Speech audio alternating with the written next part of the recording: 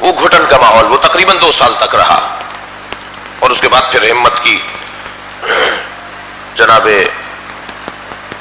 مختار نے، اور ان سے پہلے توابین نے، مختار سے پہلے توابین نے ہمت کی۔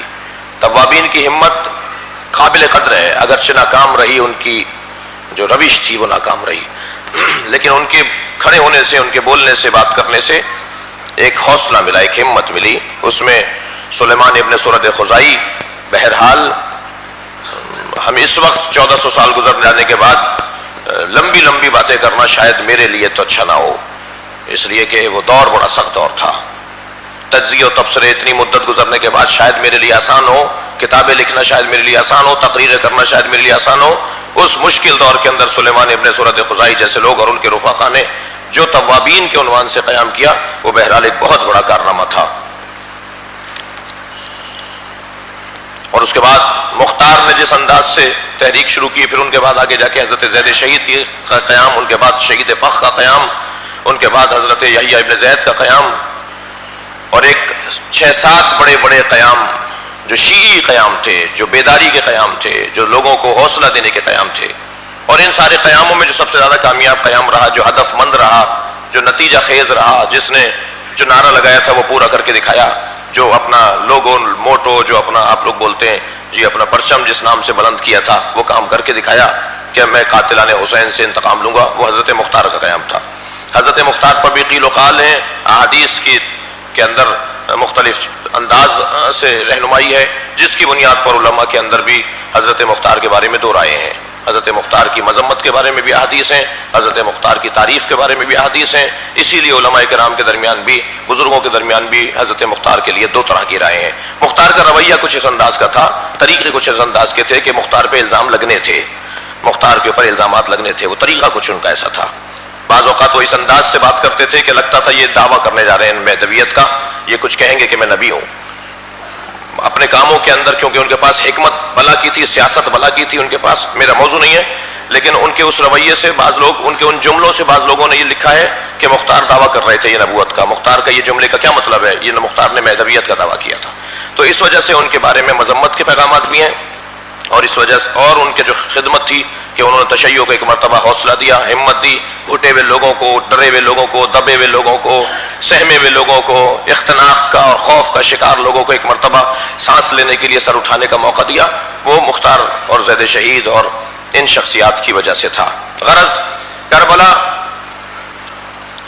کے بعد تو تحریکیں شروع ہوئیں، اور ہم اپنی صدی کے اندر دیکھ لیں کہ انقلاب اسلامی ایران خود ایک کربلا سے تغذیہ کرنے والی اور غذا لینے والی اور راہ لینے والی اور رہنمائی لینے والی ایک تحریک ہے، اور جو اس کا تحریک کا محرک تھا اس نے تو بہت واضح طور پر کہا ہے کہ ہم نے یہ کربلا سے حاصل کیا ہے۔ وہ جو خود بانی ہے وہ خود کہہ رہا ہے کہ میں نے کربلا سے حاصل کیا، تو اس میں ہمیں کوئی اور 2 رائے تو نہیں ہے، وہ بانی خود کہہ رہا ہے میں نے کربلا سے سب کچھ حاصل کیا ہے، ہمارے پاس جو کچھ ہے محرم و سفر سے۔ یا اور ممالک کے اندر بھی کربلا سے جو اس صدی کے اندر یا ہمارے دور کے اندر کربلا سے استفادہ ہے وہ نظر آ رہا ہے۔ سوال ہے کہ امام زین العابدین علیہ السلام کے ہوتے ہوئے مختار نے امام کی بیعت کیوں نہیں کی، جبکہ امام کے ہوتے ہوئے دوسروں کی بیعت کرنا سوال ہے۔ نہیں، مختار نے امام کی بیعت کی، امام کے باغی نہیں تھے مختار، امام کے مخالف نہیں تھے مختار۔ امام نے مختار کو آگاہ کر دیا تھا کہ تمہیں نقصان شدید ہوگا، مختار اس میں تیار تھے، لہذا وہ کہتے تھے یہ عاشقوں کا رستہ ہے۔ ان مختار نے اپنے دوستوں سے جب مختصر خطاب کیے تو انہوں نے کہا یہ عاشقوں کا رستہ ہے، مرنے کو تیار ہو مگر پہلے کام پورا کریں گے ہم۔ اور مختار کی مینجمنٹ اور سیاست تھی کہ مختار نے تقریباً کوئی 24 یا 25 کی تعداد ہے جو بڑے نامور قاتل تھے کربلا کے، ان کو مختار نے مارا ہے۔ امام کی طرف سے ایک نامہ بھی لکھ لیا، تو لوگوں نے کہا ہم تمہاری بیعت نہیں کریں گے، امام سجاد کا تمہارے پاس کوئی تائید ہے؟ تو امام کی طرف سے انہوں نے خط لکھ لیا۔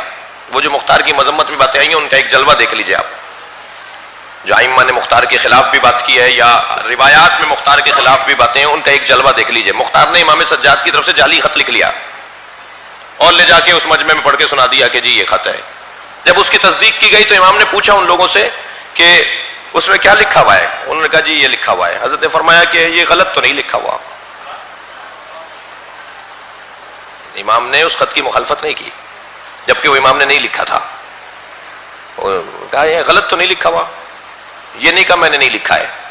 تو مختار بہرحال ایسے آدمی تو تھے. ویسے میں آپ سے عرض کروں کہ جس ماحول میں آج ہم ہیں اور جس ماحول میں مختار تھے، جس ماحول میں امام حسین تھے، اور مقصر ایسے ہی رہا ہے. یہ جو ماحول ہوتا ہے نا سیاست کا، وہ بہت مشکل ماحول ہے. اس میں سیاست کرنا اور اس میں اسی انداز سے اپنی قوم کو آگے لے کے چلنا.